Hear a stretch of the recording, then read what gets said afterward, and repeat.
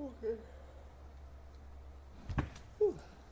So today, I don't really have anything planned. I just have an idea that I wanted to get done. So as I get myself set up for that, maybe I can explain it. But I'm basically trying to build not just a dating app, but a matchmaker app. How I plan to do this is a little bit cosine similarity. But I went ahead and talked about this project with GPT a little bit. And what we're going to do is we're going to create all the back-end stuff, but once all that's done, I know what we need. We're going to create an onboarding process for users, get their complete information, their personality, their IQ, so they can fill out like a form, send the responses to GPT or something, get an IQ and a personality assessment, their job information, maybe their government ID, anything else that they would want. But we would convert all of that data into some type of JSON, correct? And from that JSON, we can convert them into embeddings. And in our embedding database, we would be able to better relate, using cosine similarity and semantic searches, the best possible matches for users. So we can make like a Tinder dating app, but without swiping, essentially, and it actually finds goal-driven people, or people most similar to you. So if you put down, hey, these are my goals, well, maybe we can find people that align with that is really what I'm aiming to do here. So we have our schema generated, beautiful. So let me go ahead and get project Eros open. Okay, and I have that probably in servers, I assume. Tools, no. Tools. Here's project Eros. Okay. And we're gonna put profile.js, and that'll be our schema. Don't worry, Gemini's gonna do all of this for us. Oh nice, it filled one out for me. But I'm 2030.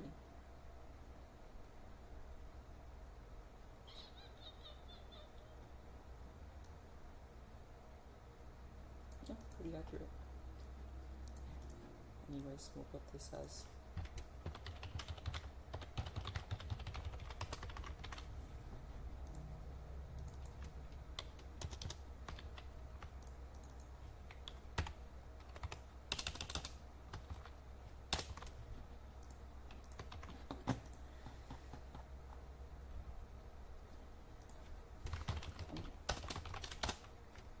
project Eros.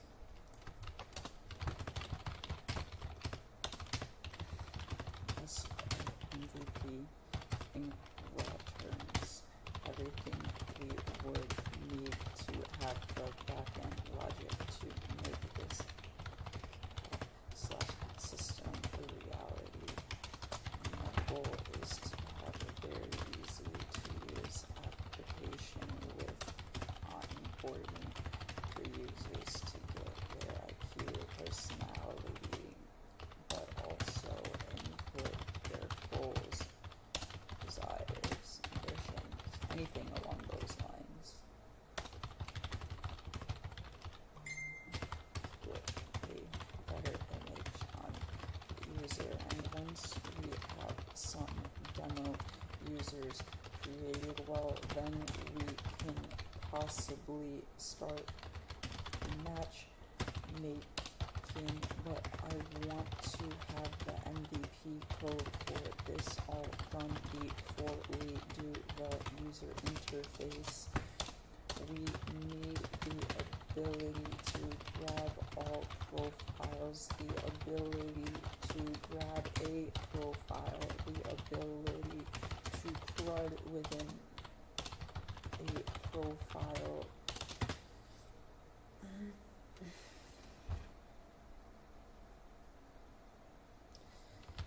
The ability to convert a profile into an embedding, the ability to relate a user with other users based on their goal if they are looking for relationship business partners,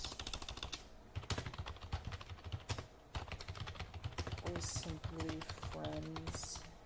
In a way, kind of like a Bumble clone, but without the swiping. I also would like to have messaging built into the UI, so we will need a WebSocket friendly chat room for our users to be able to communicate with one another. Anything else that I am forgetting, please be sure to describe it in the MVP. For our goal.txt, we will paste this into a txt file and have Gemini spawn us up the boilerplate, so be descriptive and show us the file tree and any code necessary for each file in the file tree. Once I approve of a structure for the project, then we can proceed and move forward.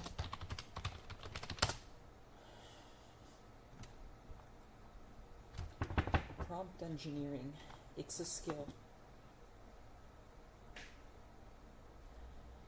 Whether you see it as dumb or not, it definitely produces results. So I'm going to show you what I would do with something like this. How I'm able to build new applications so quickly. Okay, so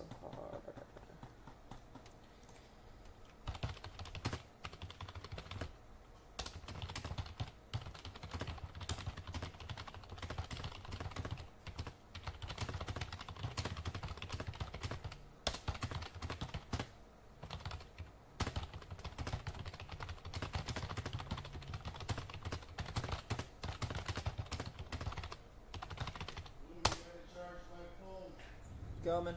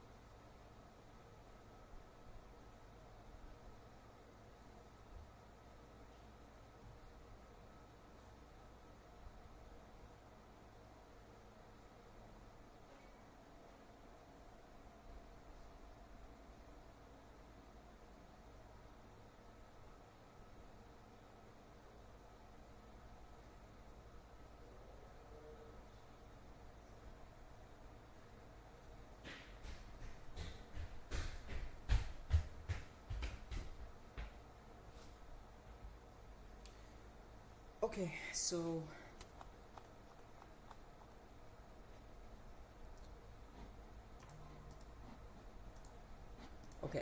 yes, we can go here. See how easy it is to code now? I was reading an article or a study that a lot of AI researchers have been doing, how people that use ChatGPT a lot, me myself, they're showing a lower brain activity or lower neuron connections or something like that. But the overall purpose of it was ChatGPT is making us dumber or lose our ability to think comprehensively, and while I can see why some people think that, I don't really think so. When humans invented the calculator, did mathematicians lose the ability to think comprehensively? No, they just had a new tool under their belt that made it easier to do what they do. But it also gave non-mathematicians the ability to do math. Well, I see AI as a much more advanced calculator. It not only makes developers much more efficient, but it allows people without developer knowledge to become a developer. And in a sense, I think it's pushing us towards a higher level of thinking.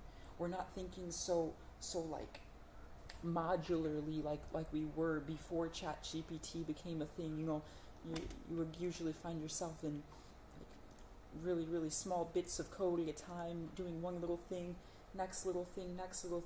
But with AI, we're able to create massive projects, test them out at speeds never done before, connect them with other projects. It's in a way we really are moving towards a higher level of developing with artificial intelligence, is what I think. So, yeah, sorry to go on that tangent, but ChatGPT is not making us dumber. I think it's making us work more efficiently. So take it as you want. I don't care. That's not really what I was here to talk about today. But now that we have our goal in our text, okay, let's go ahead and tell Gemini to start creating. So I need to give it my env. Okay, so I'm gonna turn off my camera for just a second. Wrong one. Okay, so let me go ahead and get that env before I do anything. .env from Loeen.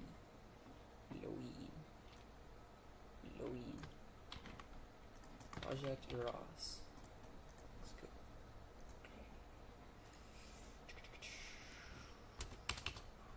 Okay. Selects that. Nope, close it. Fucking turn the camera back on. Alright. So now we have our env in here, and it has our Mongo URI. Okay.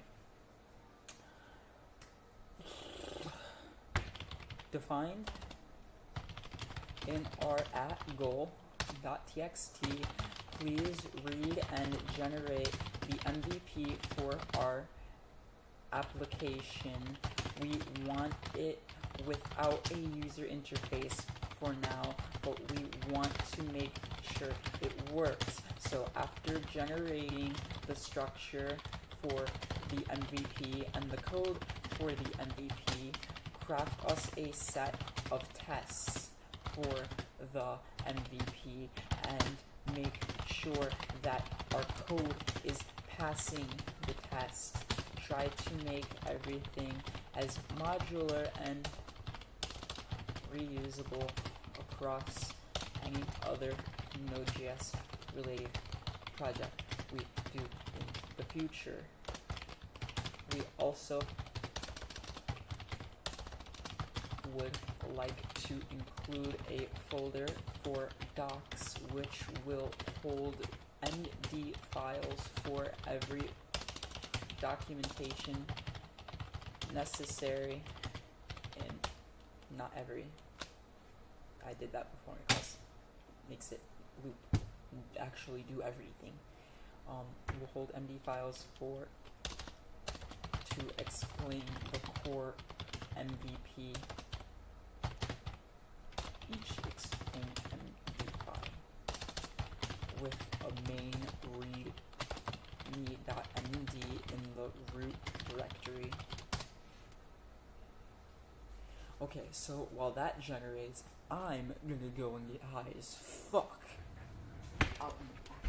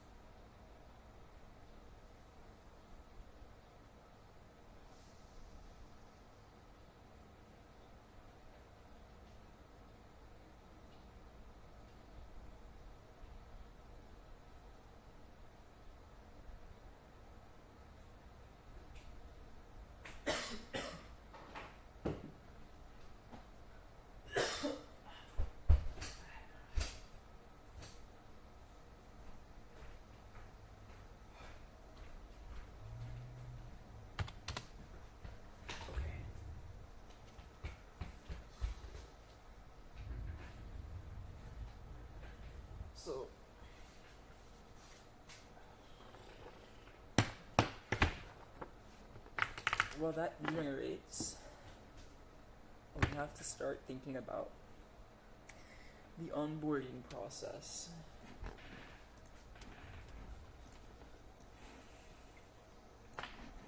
Okay, let's close that. Okay.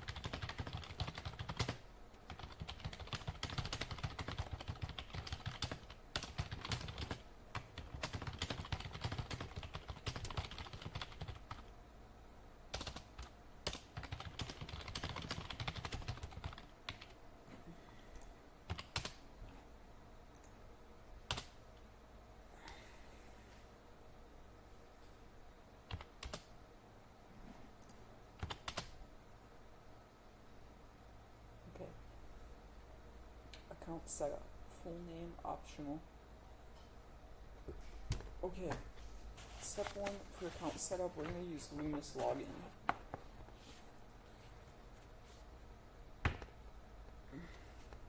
Whoa, what is all this?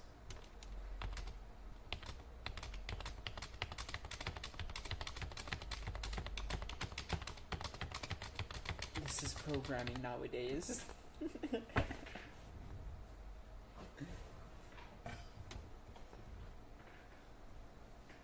Okay. So for personality assessment, I have done this before. I think I'm gonna have to find it. I probably have it. IQ something. IQ. Yes.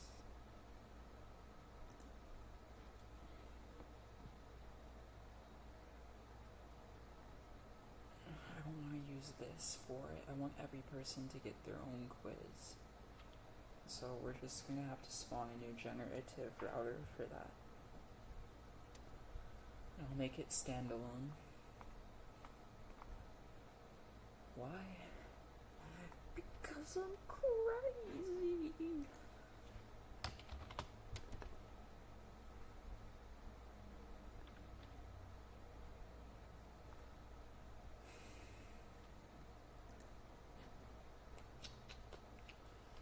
Or you could use just as like an MVP.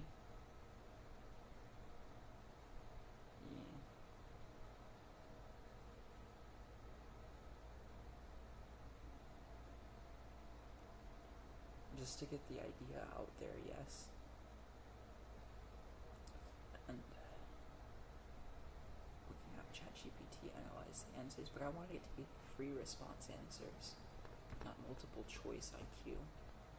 I mean, you can get lucky at yo C. I guess not in this sense.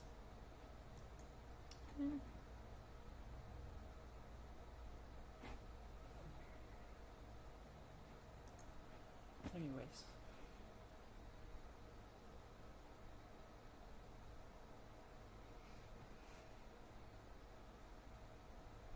So in my head, I'm thinking of something white, red, and blue. But like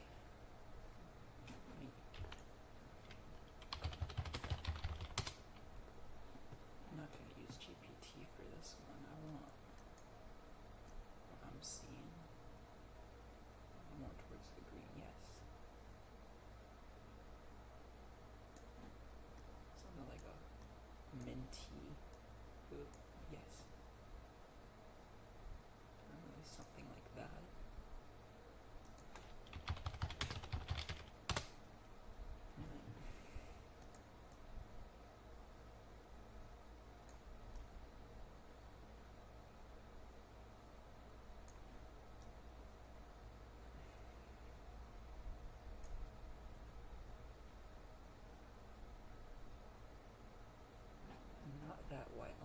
cream white.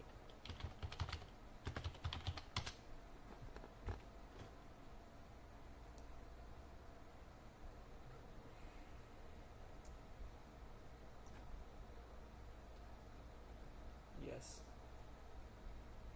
And I'm gonna go for an artistic vibe. Those are the three colors we're gonna rock with.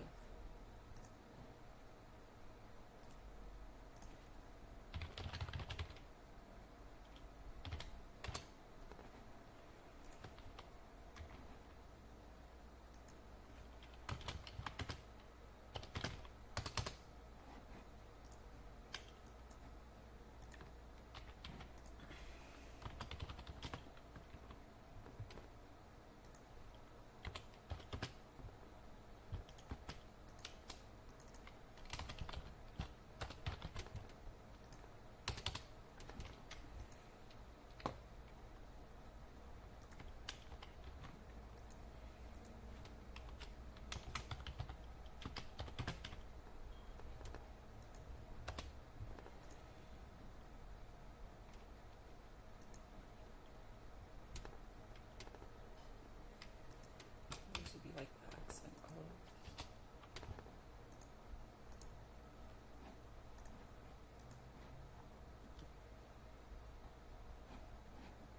How are you doing, Gemini?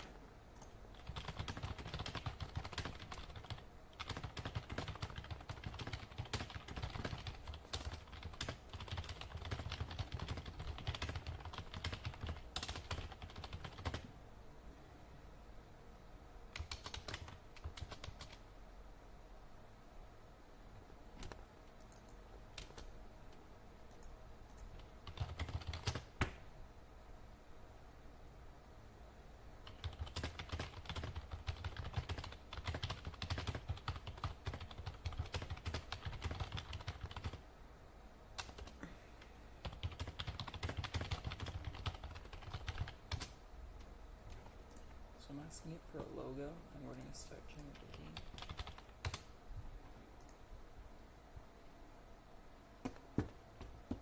Wow, that gives me a really good idea of that assets folder.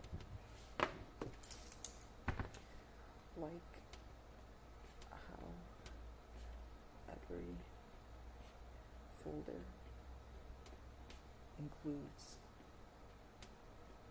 /docs, comma, we should introduce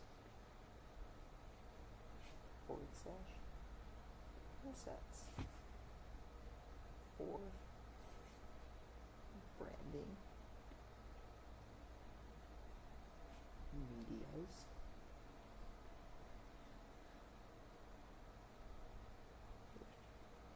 links/affiliations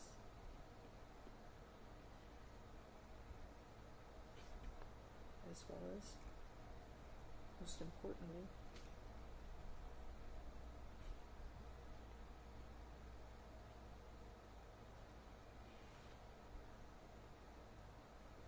marketing strategy.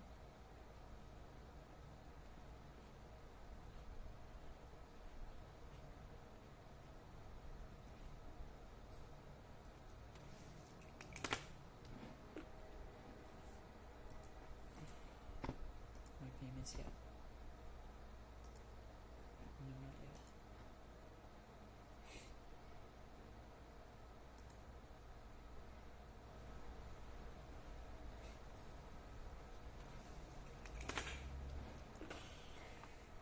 Wow.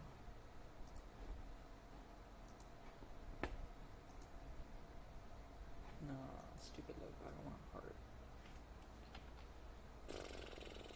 Wish I had the Canva.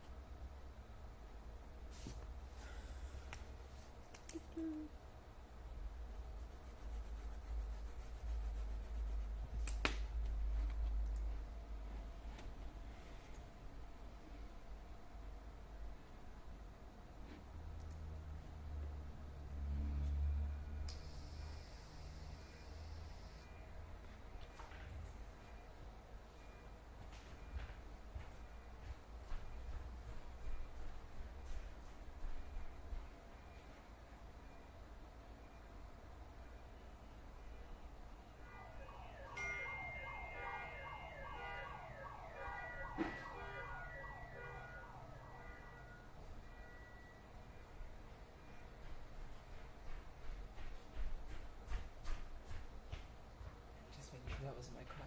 I'm parked in the street. Sometimes people hit my mirror. And I left my mirror out. Whatever.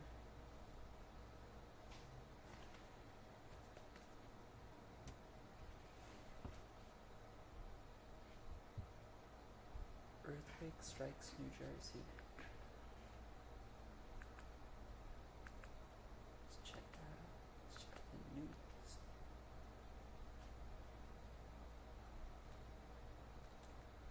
Nothing to show for it. Then I saw what actually sells. I felt so stupid. They use templates, change text, and upload. That's. We are continuing to follow some breaking news as an earthquake has been reported in New Jersey, just miles away from New York City.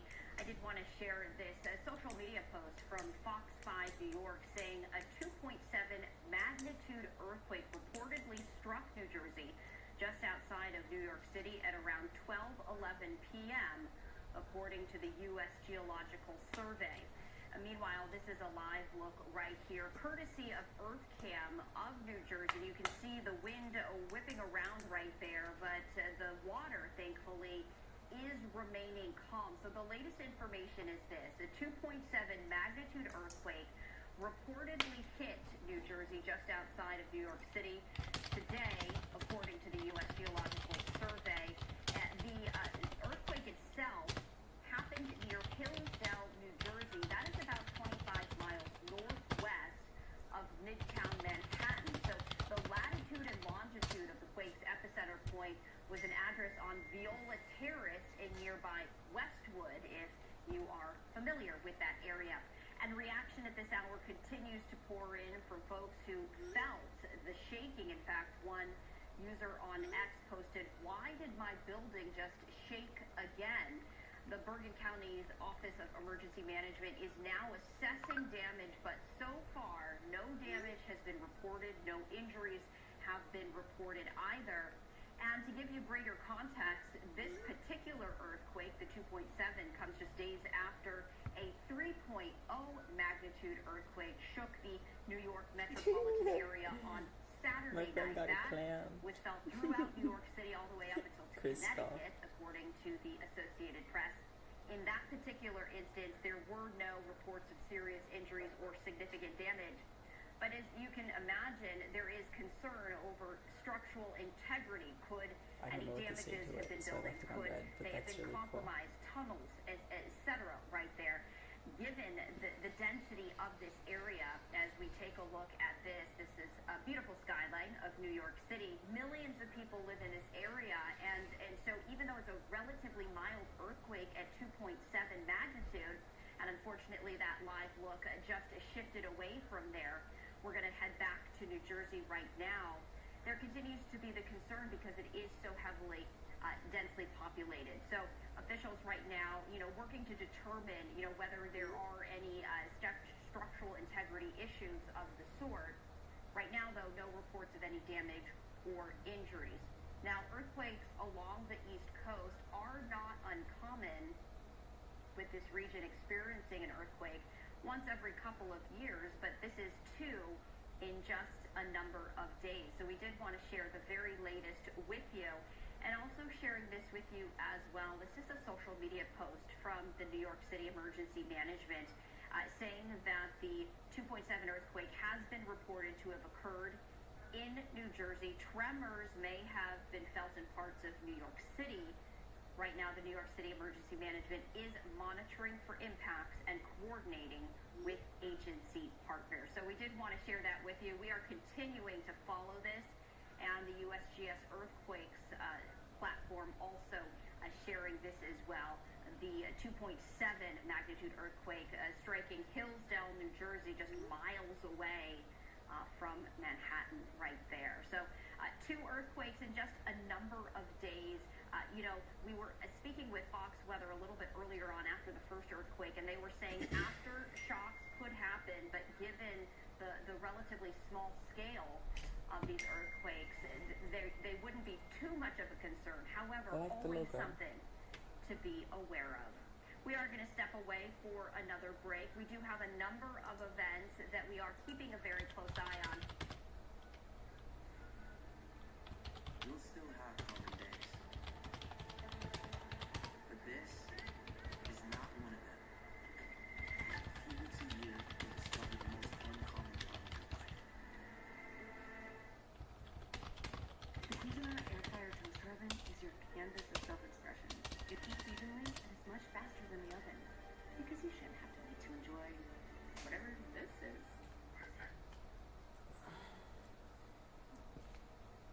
$16 trillion race to mine the ocean.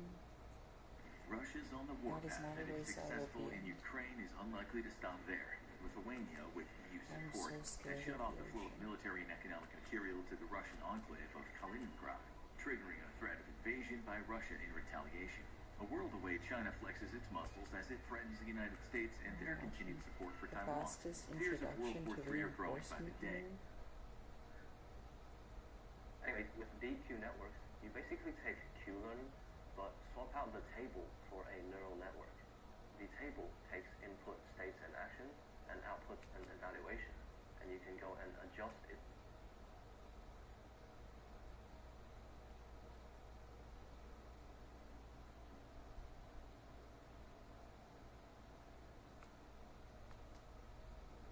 Enforcement field of machine learning that tries to solve precisely that. It's quite appealing to people because of how it resembles the way that humans and animals. I'm gonna start from the first second.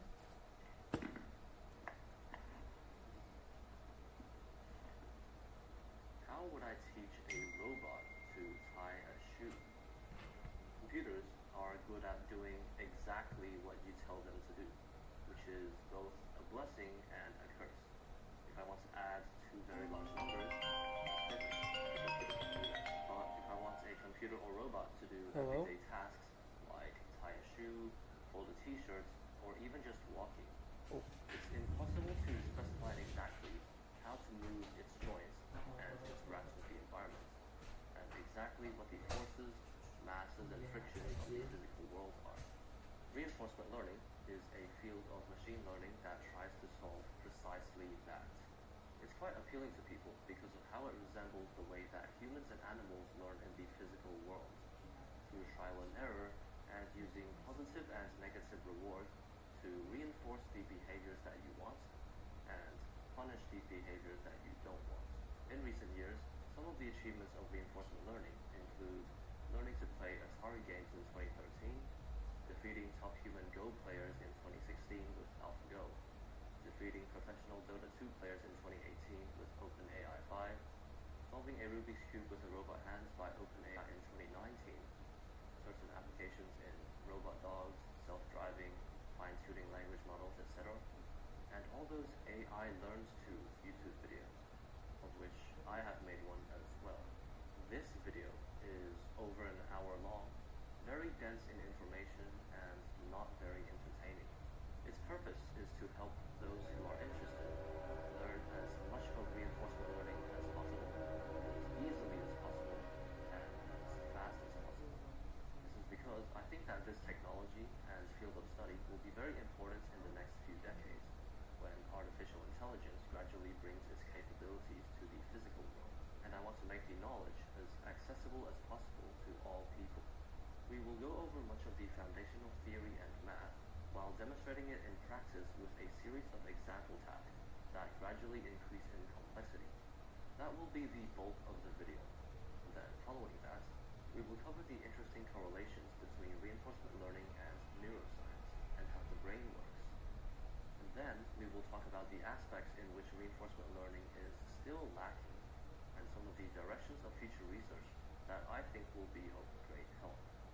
This video is not meant to be watched just once, so feel free to re-watch it as many times as you need to extract its value. The prerequisite knowledge of this video includes maths, up until basic calculus, and a basic understanding of neural networks. In order to research for this video, some of the main sources of information I used include the book Reinforcement Learning: An Introduction by Sutton and Bartow, which is widely regarded as the holy bible of reinforcement learning, the OpenAI Spinning Up website, which has compiled a lot of information about the most famous and influential algorithms, large language models such as ChatGPT, which are really good at searching for, compiling, and summarizing widely known knowledge, and the reinforcement learning subreddit, where you can read through other people's questions and answers on the topic. As well as these resources, I'll leave a link to some of the interesting articles that I mentioned in this video in the description. Now, before we begin, have a look at my hair. I've chosen to film the introduction at the very end, and throughout the different segments of the video, you'll notice that my hair has grown quite a bit. Indeed, this video was approximately half a year in the making, with even just the filming spanning several months. And no, I didn't avoid haircuts just to prove a point, I was just lazy. But if you watch through the video and find value in it, consider supporting the channel on Patreon, link in description. I've put some of the behind the scenes demo videos on there as of now, but those are in this video anyways. So consider supporting if you're interested in topics related to AI and robotics, and you'd like to see behind the scenes of future videos.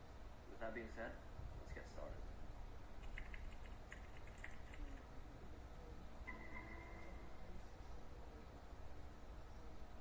In reinforcement learning, which I'll refer to in the rest of the video as RL, there is an agent and an environment. Agent is the car, environment is the road. Agent is the player, environment is the map. agent is the hand, environment is the cube, and agent is the strategy, environment is the chess match. The definition of agents and environments, which generalizes to all these situations, is that you can say the agent is whatever you can directly control, and the environment is whatever you cannot directly control, but you're trying to indirectly interact with through the agent. Now, when the agent interacts with the environment, obviously there's two directions of influence. Influence of the agent on the environment is called an action. And as a human, you can intuitively think of the movements in your limbs and your muscles. Influence of the environment on the agent is called state. Oh shit, and my as a human, storage it's your space sensory input. is You're bad. observing the state of the environment. As a human, the sensory input and motor output loop is kind of like a form of this agent-environment interaction, where the brain is the agent, responsible for integrating data and decision-making. In RL, we're trying to create such an agent, such a brain, using a computer. So, of course, all these states and actions have to be represented as numbers. The state could be position and velocity, colors of pixels, temperature, battery level, etc. And the action could include numbers representing how fast to spin a motor, which direction to go, which ability to activate in a video game, etc. Now remember, where exactly you draw the boundary between agent and environment is actually more nuanced than you might think. And it depends entirely on your realm of control and what specific task you're trying to achieve. Only what you can directly control, what you can take for granted, is the agent. For example, imagine I'm learning how to drive a car, but I'm starting from zero. I don't even know how to move my limbs yet. We need to write a program. Let's call it Program A, and put it in my brain in order to learn how to move my limbs. Here, what we can directly control are the neuron signals that my brain sends down my spinal cord into my muscles. What we cannot directly control, but are trying to influence indirectly, are the movements of my limbs. So we can say the agent is my brain, the environment is my limbs, the actions are my neuron signals, and the state includes the position, joint angle, and movement of my limbs as observed through visual feedback and proprioception. Now, pretend we've fine-tuned this program enough, so now I'm pretty confident with limb movement. In my forearm, for example, I can open and close my grip, do some wrist flexion and extension, and occasionally, if I'm feeling extra adventurous, maybe even dabble in some ulnar and radial deviation. Now we have to write program B to control how I'll interact with the car. The agent is me as a living creature, the environment is the car, the actions are my limb movements, and the state consists of the elements of the car, which I can observe visually, such as looking at the speedometer, or through tactile feedback, like gripping the steering wheel or stepping on the brakes. Now that I know how to operate the car, I have to learn to drive using program C, which, let's say, can now directly control how the car moves forwards and backwards, and how it turns. Now the agent is the whole car, the environment is the road, the actions are just how the car moves, and the state includes other cars and their positions, how many lanes there are, what the speed limit is, etc., which I observe visually. So in this agent environment model, the boundary between agents and environment can be quite arbitrary, and the time scale for these actions and state observations can also be quite arbitrary. Like for example, if I close my fist, is that one action? Or is it 5 actions, one for each finger? The good thing about this arbitrariness is because you can frame a problem in so many different ways, you can choose to frame it in a way that gives the problem structure and makes it easier to solve. So let's go over the way that reinforcement learning frames a task in order to solve it, which is called the Markov decision process. So first of all, there's also this added signal known as a reward, which is just a single number that comes after each action that represents whether that action had a good or bad outcome. The more positive the reward, the better, and the more negative the reward, the worse. Now, it's up to you to interpret whether the reward comes from the agents or the environment. If it's a human learning something, we can generally decide for ourselves whether we did good or bad at that task. But if you're training a dog, then the reward of food seems to be provided externally. Conventionally, the reward is considered to be a signal from the environment to the agent. So let's stick with that. Now let's write out what a Markov decision process is, also known as an MDP. It's a discrete, repeating, one after the other sequence of state, action, reward, state, action, reward, state, action, reward, and so on. This can either go on forever, or it can terminate, like if you're playing a level in a video game and you die on that level, in which case it's called an episode, and the episode terminates. Just a small note on the notation. Here I've chosen to have the time step of the reward take on the time step of the state and action before it. So it would go S0, A0, R0, S1, A1, R1, etc. This is because I thought it makes more sense this way. However, I found out that in other sources that are reinforcement learning, usually they have it so the rewards time step is the same as the state and action after it. So it goes S0, A0, R1, S1, A1, R2, etc. This is not a huge deal, but as a result, in some of the later mathematical formulas, you might see that it's a bit different compared to those formulas in other sources, where the time step of the reward is off by 1. Other sources also often choose to use uppercase letters, like capital R, but here I've chosen to use lowercase r. Once again, not a big deal. Let's get on with the video. Decide to lead. Enroll in ROTC to become an Army officer. Try NatureMade, clinically studied probiotics. Take charge of your gut. Downy Unstoppables with odor blockers keep you fresh all day. Just toss, wash, and wow. Downy Unstoppables with odor blocker for all-day freshness. Smell unstoppable.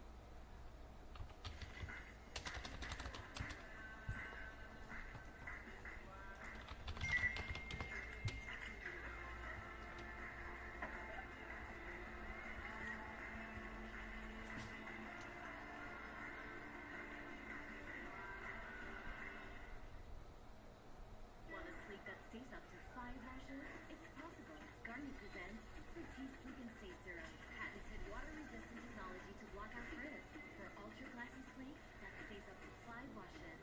Fructis Sleep and Stay System by Garnier.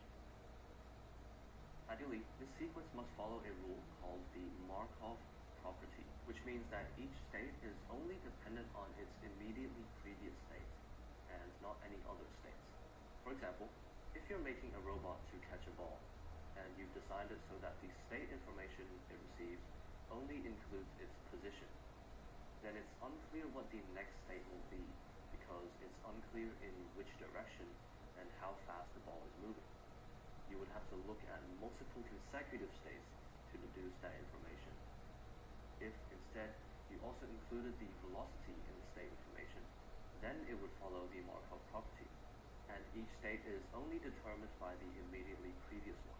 Of course, the robot isn't necessarily going to know how gravity works, or how one state transitions to the next, but at least there's sufficient information for it to learn that.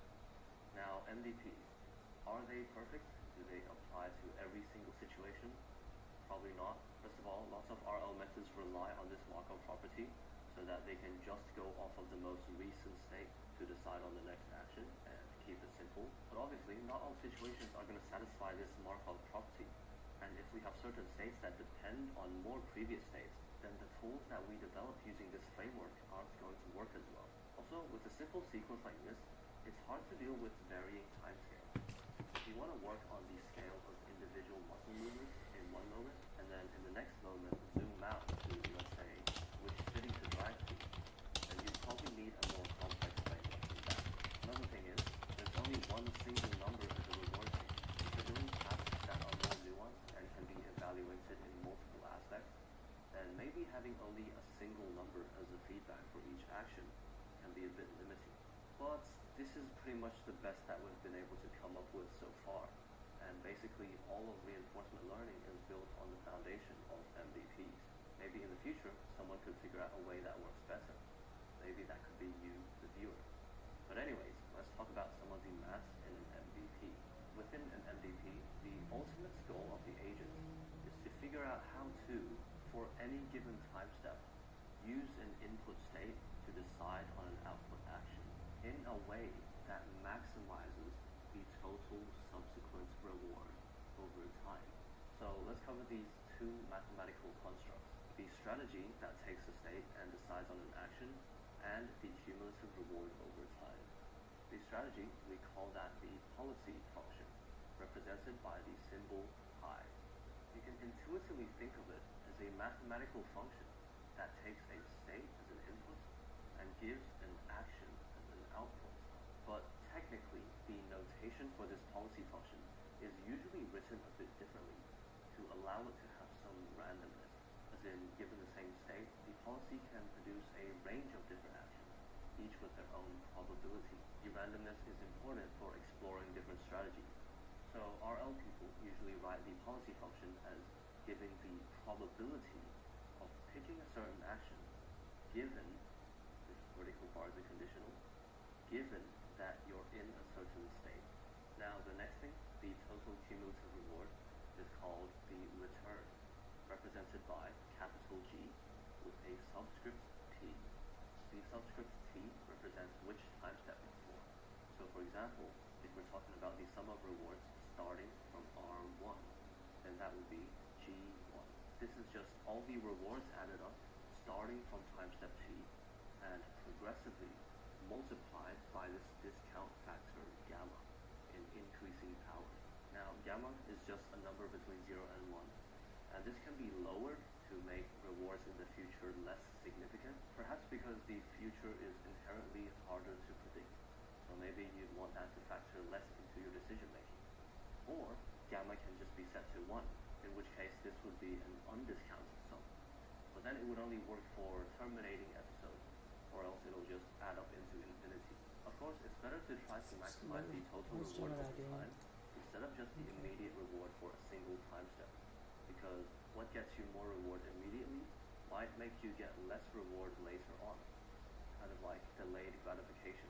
Now remember how the goal is to, for any given time step, use an input state to determine an output action in order to maximize the total subsequent reward over time?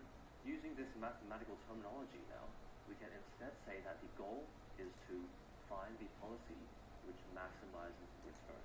Find the policy which maximizes return.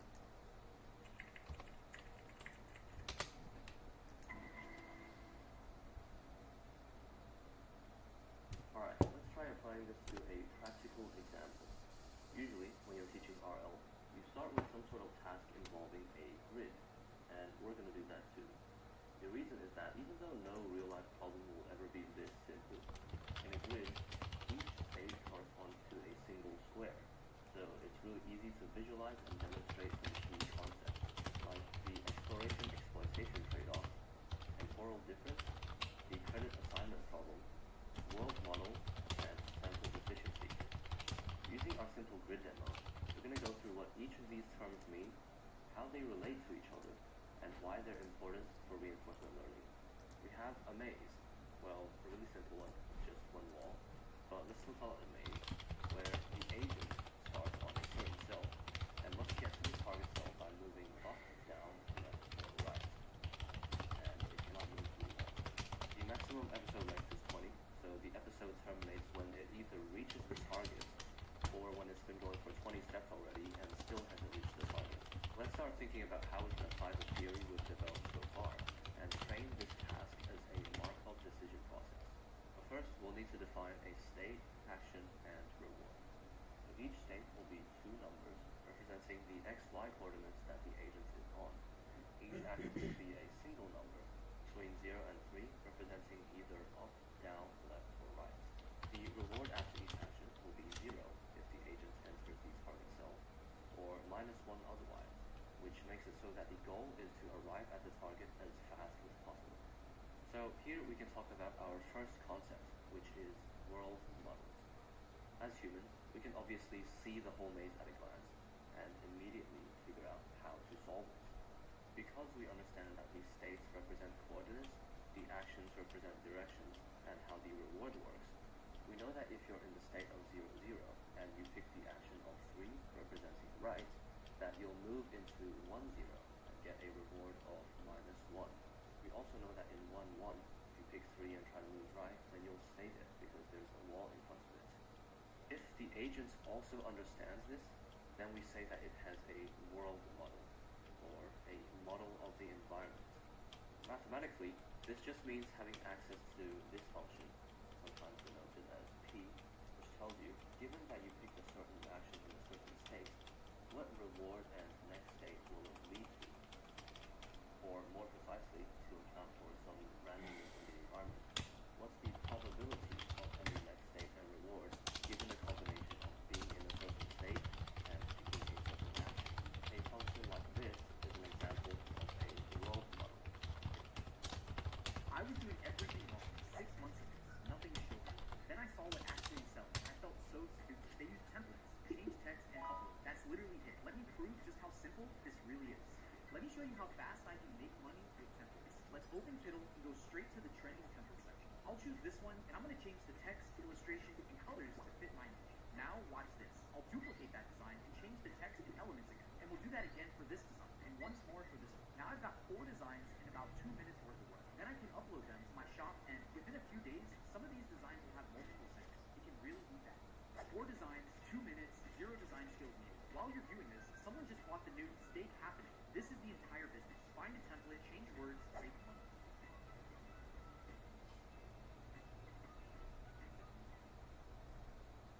Are you LLC curious?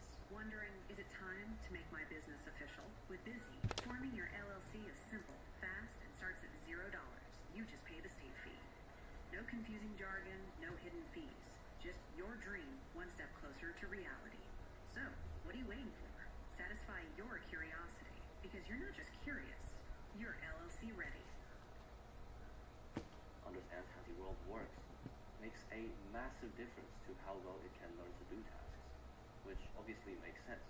This is also why a lot of the current research in RL is concerned with how to develop better world models, or make agents learn better world models on their own for complex tasks. With our maze task though, we're going to start by focusing on model-free methods, which assume that the agent does not have access to a world model. In other words, the agent cannot see the whole maze at a glance like us humans. It doesn't know what these state and action numbers represent or how they relate to each other, and it doesn't understand how the rewards work. So it doesn't know that if you're in 0, 0 and you pick 3, you'll end up in 1, 0, for example. The states, actions, and rewards are just meaningless random numbers, and the agent has to somehow learn to pick actions in a way that maximizes the rewards it gets. So without access to any information, all the agents can do at the start is just randomly pick actions, meaning that instead of using a policy where there's actually meaningful probabilities for the different actions, it's effectively using a policy that looks like this. For all these meaningless input numbers, all the meaningless output numbers have the same probability, and we're meant to somehow improve this policy over time. So by picking random actions, of course, most of the time it gets nowhere and receives a total reward of -20, since the episodes are capped at 20 steps. But the important thing is that it's writing down all of its experiences in order to learn from. This process of trying actions is called sampling, and all these sequences of state action reward are known as trajectories. The agent is collecting sample trajectories. Eventually, due to shear law, there will be a few trajectories where it actually does reach the target, and these are the important ones. Let's see how the learning happens. But first, we're going to now use this other mathematical concept that we've developed and calculate the returns for each time step in our successful trajectory, using a gamma of, let's say, 0.8. The way we can do this, because of the way that later rewards are progressively multiplied by gamma, is we can start at the end and work backwards. The return of the last time step will just be 0. And to get to the previous one, you multiply that by gamma, and then add on the previous reward. Then to get to the previous one, you multiply that whole sum by the previous reward again.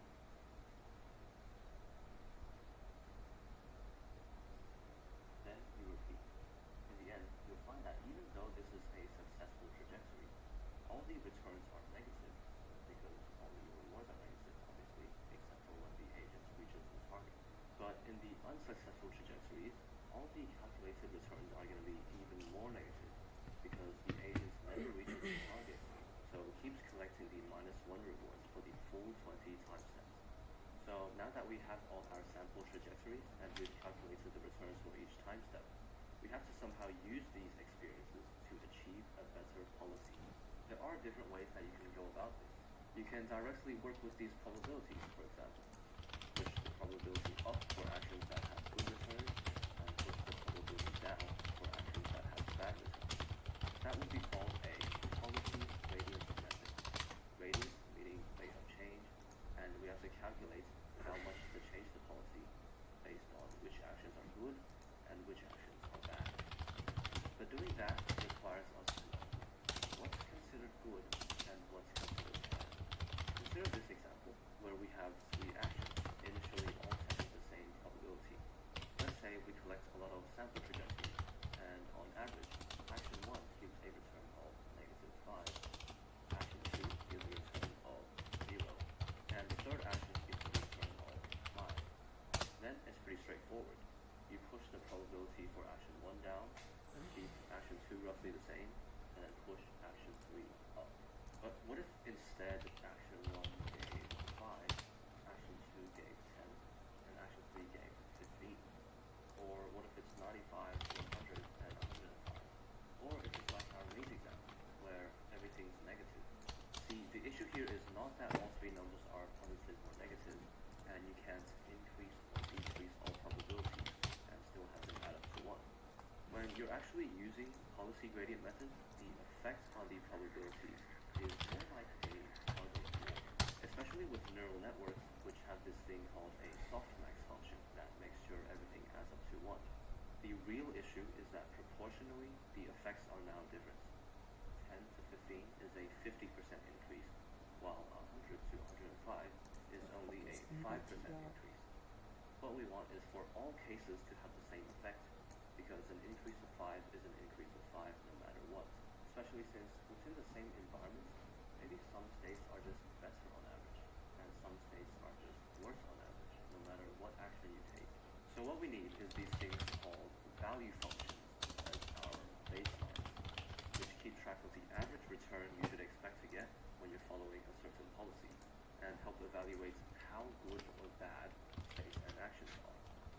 V is the state value function, representing how much return you should expect to get when you're in a certain state and follow a certain policy. Q is the action value function, representing how much return you should expect if you're in a certain state, pick a certain action, and then follow the given policy. Notice that these functions necessarily have the policy function attached to them, because if it's a different policy function, the actions that are picked will be different. So naturally, you would expect to get different return. These are just random example numbers that are made up, but the key is that it's different for different policies. In fact, the state value function is basically just all the action values within that state, averaged according to the probabilities given by the policy. If you just want to not care about which specific policy it's talking about, and refer to what's the best case scenario if you somehow pick the best action every time, then that would be V star and Q star, the optimal value function. We've written these value functions not as probabilities without any randomness, unlike the policy and world model up here, because RL is still developing. And up till now, people have not yet considered randomness and variance for the value functions as much. There are fields of research though, like Bayesian RL and distributional RL, which do consider variance in value functions, which you can think of as like risk to reward ratio.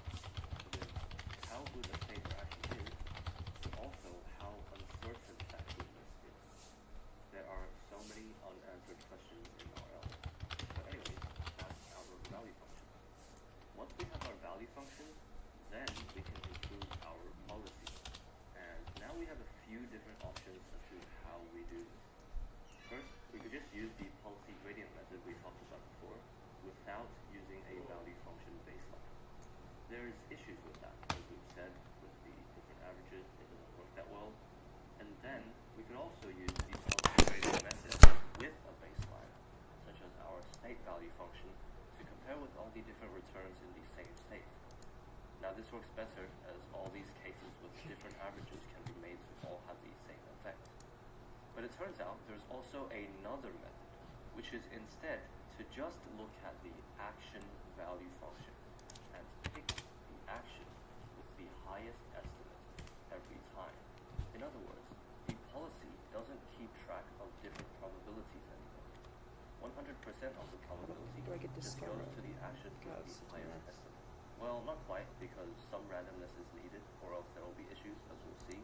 But now there's this cyclic dependency, because usually the action value function is based on the policy function.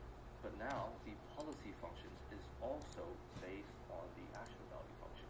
So with this cyclic nature, as long as you keep improving the accuracy of the action value function, as we'll see later, the policy will improve alongside it.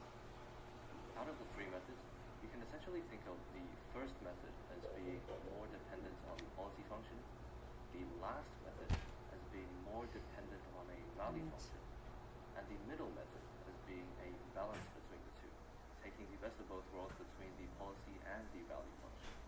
All of them have their advantages and disadvantages, but this balanced method does tend to be the most powerful out of the three. What I want to do though is focus exclusively on the problem of evaluation for now, the problem of how to develop good value functions. Having good evaluation is very important to having good improvement. So let's first focus on this last method, this action value method. Even though it has its disadvantages, which we'll get to later, it allows us to not worry about the policy function for now, and just focus on some key concepts for good evaluation. So of course, the whole point of evaluation is we don't just magically have access to such an action value Q function, and must develop one and make it more accurate over time.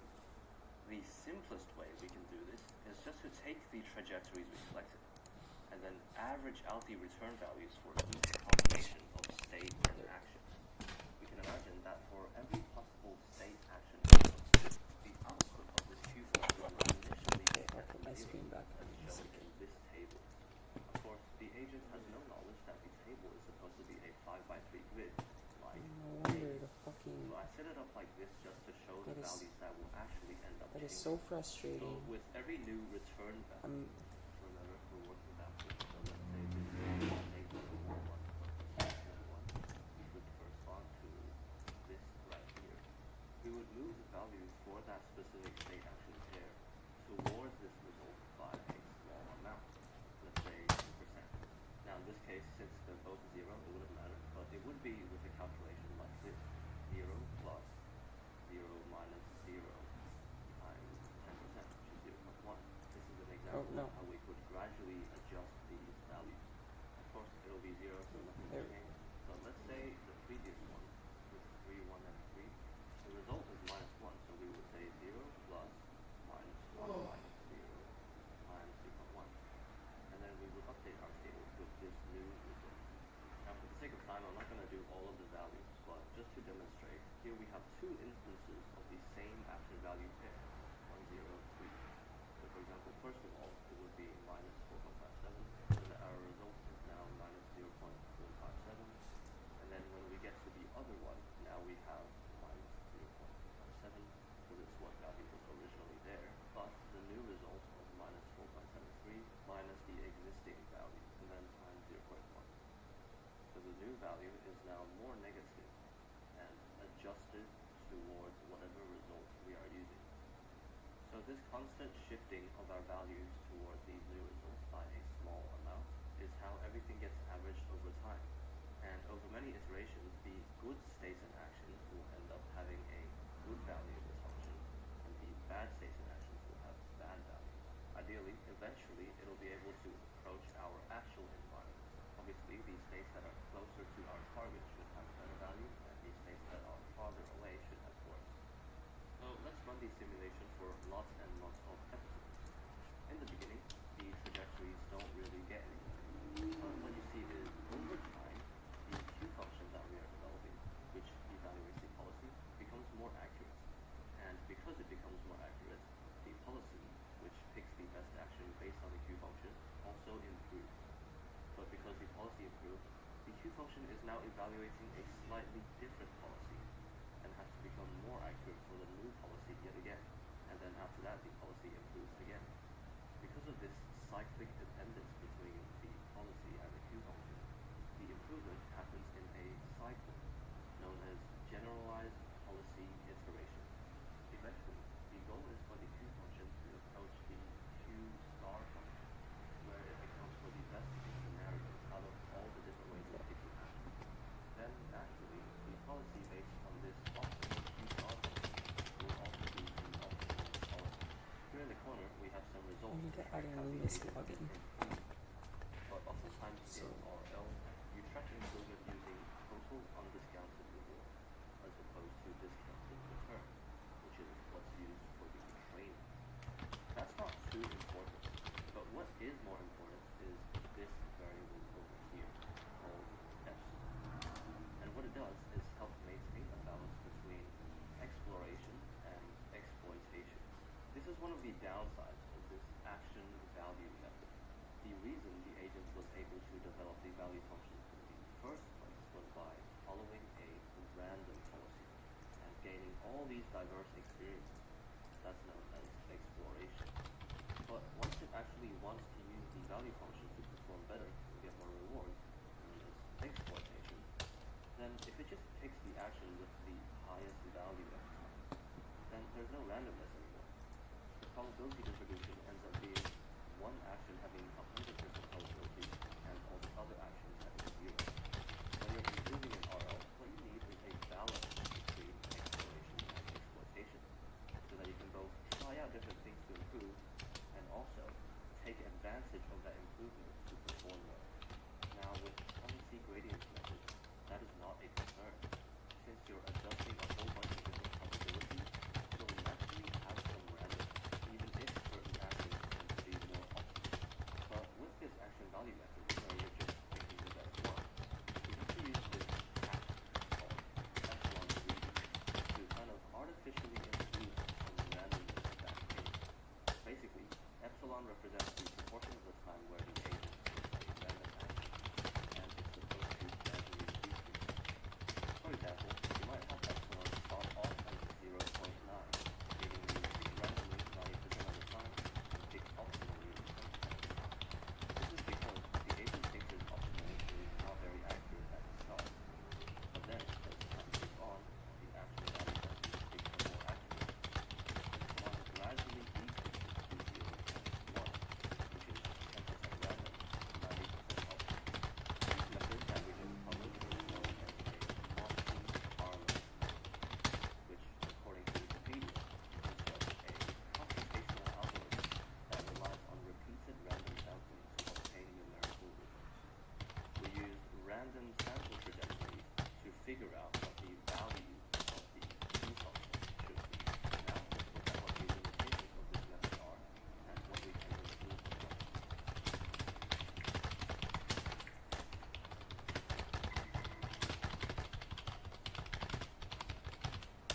The main issue with Monte Carlo methods like this is that it works on an episode-to-episode basis. When we collect our trajectories, we've got good episodes and bad episodes. In the good episode, all the actions will be evaluated better, and in the bad episode, all the actions will be evaluated worse. The first problem this results in is that you have to wait for the episode to end before you can even calculate any returns and adjust your evaluations for the action. If the episodes are really long, then that's going to be really slow.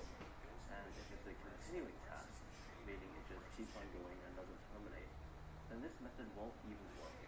The second problem is that within the same episode, you don't know which actions were good and which actions were bad.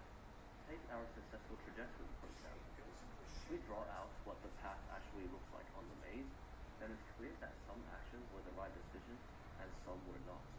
using Monte Carlo methods, we can only rely on the large number of samples to average out and hopefully correct for this suboptimal action. We have now run into the credit assignment problem, the problem of figuring out what the impact of an individual action was within a long sequence of many actions. So how can we try to solve the credit assignment problem if the agent is just working with these trajectories and cannot see the whole maze at a glance like us humans? The answer is a concept known as temporal difference, which breaks down evaluation to an action-by-action basis rather than an episode-by-episode basis. Here, let's imagine that in these two graphs, the magnets represent time steps in a trajectory, and we're using them to help construct a Q function, which estimates how much return you'll get if you're in a state S, take action A, and then follow policy I.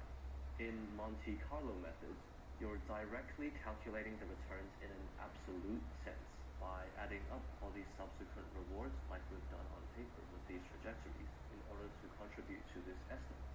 That's why you have to wait until the episode ends.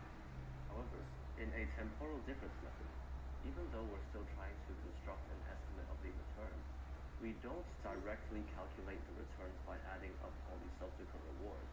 Instead, you come up with an estimate for each state action pair relative to the estimate for the state action pair in the time step after it, using just one reward as the difference, not all the subsequent rewards. The terminal states at the end of episodes, which don't have a reward and next state afterwards, stay at 0, acting as an anchor around which the other values develop. If it's a task that continues forever, and there is no terminal state, then there is no absolute reference point as an anchor, and all the values might drift up or down. But since you just need to know their values relative to each other to pick the best one, that's not necessarily an issue anyway. The actual map that describes this relativity is like this. If we write out a return as a discounted sum of rewards, then we can see that we can take out the first reward, and the rest of it will just be the next return in the trajectory, multiplied by gamma. Of course, returns refer to within a specific trajectory. So for our more general, averaged out estimate for states and actions, we can replace the GT with Q and move our estimate towards this result. That is so by frustrating. 10%, for example, like It is so frustrating. Now here for the next state and action, we've just used the state and action that happened to occur in the sample trajectory. But since the environment has some randomness, this might not be the only subsequent state that's possible. And since there's a range of different actions you can take, this is also not the only subsequent action that's possible. We can't do much about the state because we're talking about a model-free method right now, so we don't have access to a world model and don't know the next state transition. But with the action, as you may imagine, there's a couple other ways that we can decide what action to put in here so that we can make this calculation. For example, you can account for all the possible actions averaged out according to the policy probability. Here, it's a weighted sum across all the actions where you multiply by the probability. Or you could take the best action with the highest estimate rather than the one that you ended up taking. Here, you're taking the maximum out of all the actions. This algorithm is called SARSA. This one is called expected SARSA, and this one is called Q-learning. In other words, for any given state and action, Monte Carlo is saying, what is my return? SARSA is saying, how much better or worse is my return relative to the new state and the action that I ended up taking. Expected SARSA is saying, how much better or worse is my return relative to the new state with all of its actions averaged out according to policy I have a stroke. I am going to how much better or have a worse is stroke my return relative to the very new soon. state with its best case scenario. So highest frustrating. estimated action. Of It course, is beyond alongside these different ways frustrating. of learning the action value Q function, you can also learn the state value v function, like so, where it's a bit simpler because it only takes states as opposed to states and actions. Right now, we're focusing on the Q function, so this v function is not that important, but do remember it because it'll come up later in the video. To the dashboard. Furthermore, I've written out the Say, math in hey, simplified that's form not with an done. arrow, You and gotta go just back here. described it as moving Every one time I value to screw back another off. value.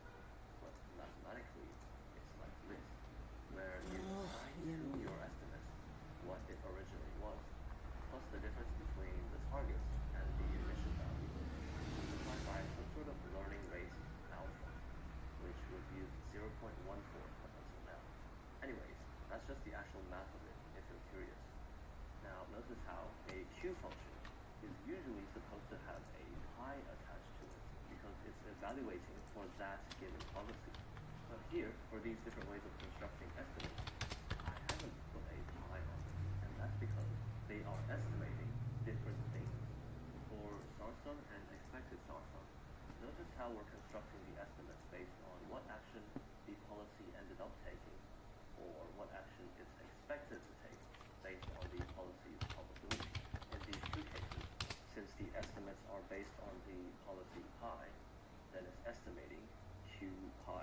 And then remember, through this continuous cycle of estimating Q pi, and then using it to improve pi, and then estimating the new Q pi again for the improved pi, called generalized policy iteration.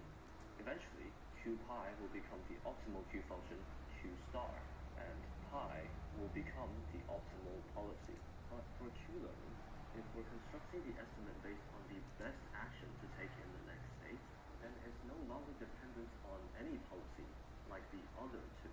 That means instead of estimating Q pi, which will hopefully eventually become Q star, it instead directly estimates Q star. So there is a terminology to describe this difference. The first two are called on-policy methods, where the behavior policy, the policy used to gather experiences, is the same as the target policy, the policy that is being evaluated or improved. These two are evaluating pi, which is the policy that's used to gather the experiences and trajectories in the first place. The last one is called an off-policy method, where the behavior policy is not the same as the target policy.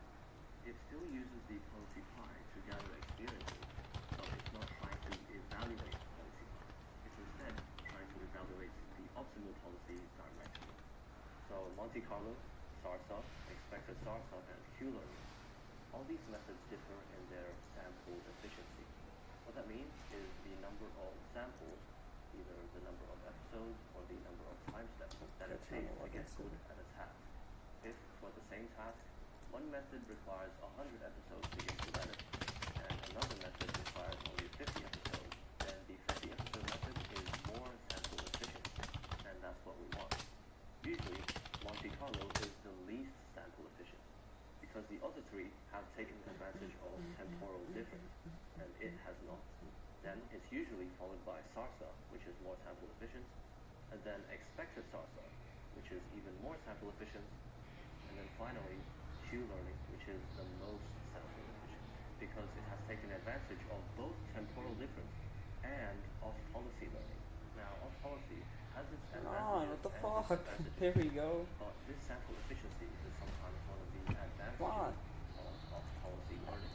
Now, we've said that Q learning tries to estimate the optimal Q star function through updating like this. There's an equation that describes what this optimal Q star function will actually end up being.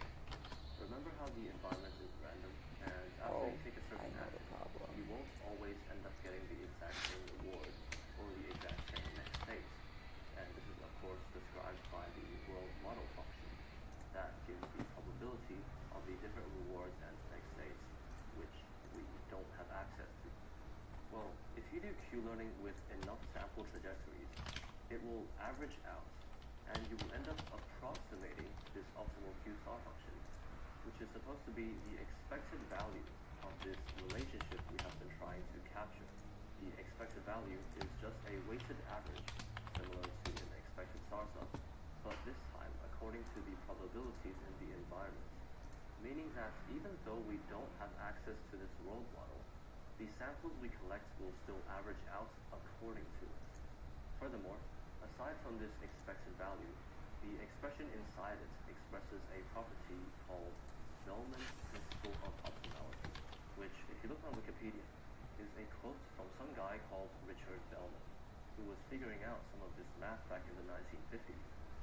It says, an optimal policy has the property that whatever the initial state and initial decision are, the remaining decisions must constitute an optimal policy with regard to the state resulting from the first decision. What this means is, if there's a series of decisions which is optimal as a whole, then if you look at all the decisions except for the first one, those have to be optimal too. Which kind of makes sense, right? If you want to get full marks in a test, and the test is split into 3 sections, then naturally, that means you must get full marks in each individual section. Sounds pretty obvious, but back then, this was groundbreaking stuff. So that's kind of the theory behind putting a max around this subconcept in order to find the optimal Q function. And this is called a Bellman optimality equation. There's a Bellman optimality equation for the other value function v as well, but we're focusing on Q for now. I don't think it's too important to know the historical context and terminology for this bit of math, but everyone who teaches RL mentions it, so I thought I'd include it as well. To quickly demonstrate how Q learning works in practice, here's the table again with some random numbers filled in. Let's say you're in this state, pick this action, and then ended up in this state with a reward of -1. Then you simply look at the new state, find the maximum value out of all the actions there, which is this one, multiplied by gamma, and then add on the reward. Once you have that result, you simply go back to the original state and action, and then move that value towards it by a learning rate of 10%, whichever. This way, you only need the reward for one time step, and you don't have to add up all the rewards in a trajectory. So let's run the simulation again with Monte Carlo and Q learning side by side, and see if it has any improvements. Here, I've made it so they both use the same epsilon, they both use the same gamma of 0.8, and they both use the same learn rate of 0.1, or 10%. For the small maze, there is a bit of an improvement, but the difference is not that big. If we switch to a bigger maze though, then immediately you can see that Q learning is doing way better. And Monte Carlo is never able to reach the target square, even once. The benefits of a more efficient algorithm really start to show in more complex environments. Now, you might be thinking that this is only because Monte Carlo was never able to reach the target even once, and it just got unlucky. So to see what would happen if Monte Carlo did have some successful experiences, I did another run, where for the first 50 episodes, it was artificially helped to move to the target as efficiently as possible. But even after that, Monte Carlo failed to reach the target again in the rest of the run. The point is, Q learning is better.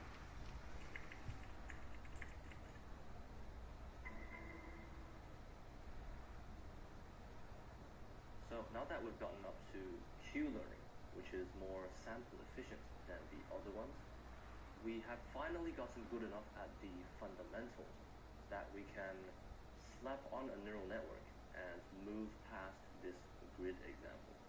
The main benefit of neural networks is that we can go from discrete states and actions to continuous states and actions. In other words, instead of only having whole number positions and a limited number of actions in this grid, neural networks can allow for an infinite, continuous range of states and actions. As you can imagine, this is necessary for basically any real-world physical task, where you're dealing with things like angles, velocities, positions, and directions.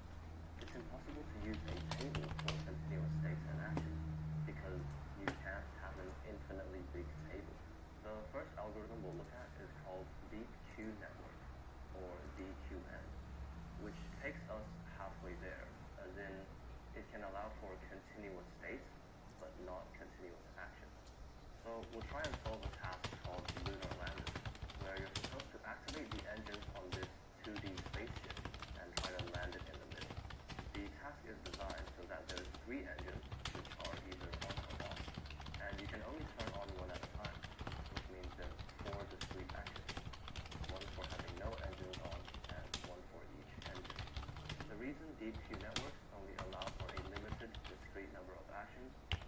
because it's a value-based method.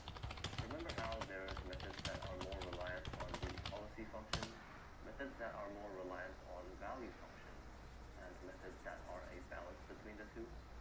Up till now, we've been focusing on the last category, where Monte Carlo, STARSA, expected STARSA, and Q-learning are all value-based methods. They all evaluate action, so obviously you can't just evaluate an infinite number of actions in order to pick the best one. Sustained energy. Now cookies and cream flavor. Cliff Bar. Wouldn't it be great if our kids knew how to use money? Like, you gotta settle your debts before you settle on a new hoodie. Good call. Let's get more for money. I need some big.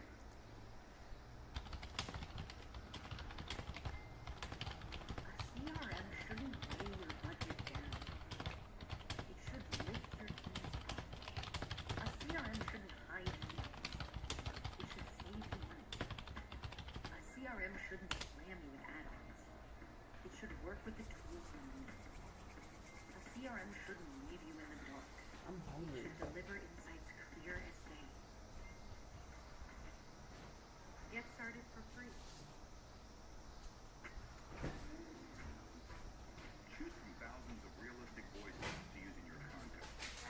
Change the way you record podcasts, voiceovers, and branded content with the #1 AI-powered voice-generating technology. Stop searching for the perfect voice and stop wasting time re-recording take after take. Try 11 Labs for free and start elevating your content today. For continuous action, we'd have to go back to policy gradient method, which we'll look at later. Anyways, with deep Q networks, you basically take Q-learn, but swap out the table for a neural network. The table takes input states and actions, and outputs an evaluation, and you can go and adjust its outputs over time. Well, a neural network can also take input states and actions and output an evaluation, and then you go and adjust its output using backpropagation and gradient descent. Well, with a slight adjustment. You take an input state and output evaluations for all the actions simultaneously, because that's more efficient. The neural network is a function approximator, because while with the table, you can keep track of a whole bunch of exact values which don't affect each other, with the neural network, you have a limited number of parameters which affect how all the outputs are calculated. So here is where our land, with a neural network instead of a table to approximate its Q function. The neural network has layers of 64 nodes each in the middle, so I wasn't able to show all of them, but it's essentially updating according to Q-learning. So it's trying to estimate the optimal Q star function in a way that is off policy, making it more sample efficient. Compared to the grid, this environment uses much smaller time steps and much more time steps. So we are using a gamma discount factor of 0.999 and a learn rate of 0.0001. As you can see, we have our familiar epsilon here, which dictates the probability that it will take random actions as opposed to the most optimal. This environment comes from a Python library called OpenAI Gym, and the state consists of 8 variables. The x and y coordinates of the spaceship, the x and y velocities of the spaceship, the angle, the angular velocity, which is how fast it's spinning, and 2 yes or no values, saying whether its 2 legs are in contact with the ground. The rewards at every time step will be higher if the spaceship is closer to the landing pad, moving more slowly, and in a more horizontal position. Whenever the engine fires, it results in a small penalty in the reward, and try to get the spaceship to use less fuel. And there's a bigger reward when the legs are in contact with the ground. Finally, there's a massive penalty if it crashes, and a massive reward if it lands safely. Of course, at the start, the untrained spaceship will keep crashing, but over time it does improve. Now, there's actually many variants of DQ networks, also known as DQN.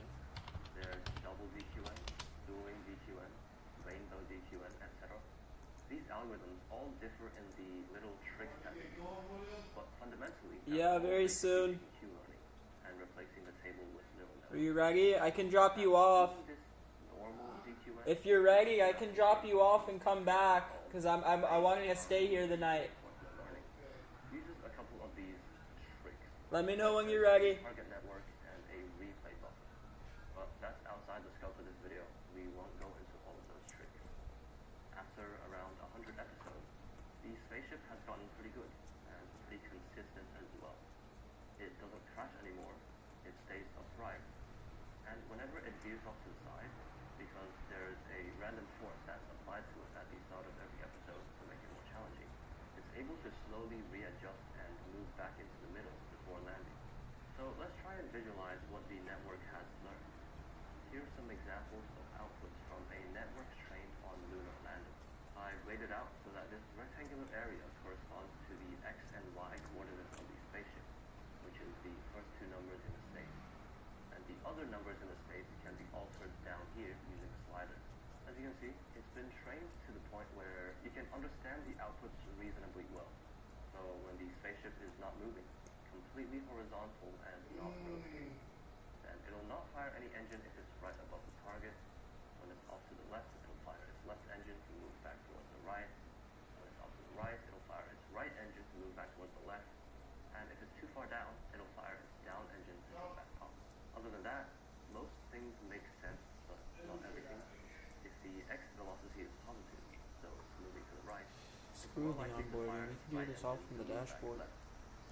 but if it's moving to the left, I'm gonna for call some it reason screen. the left engine is not fired more frequently. Be my fool. I'll come back to it. I'm not done with this. I'm not even close. Meaning it's moving downwards.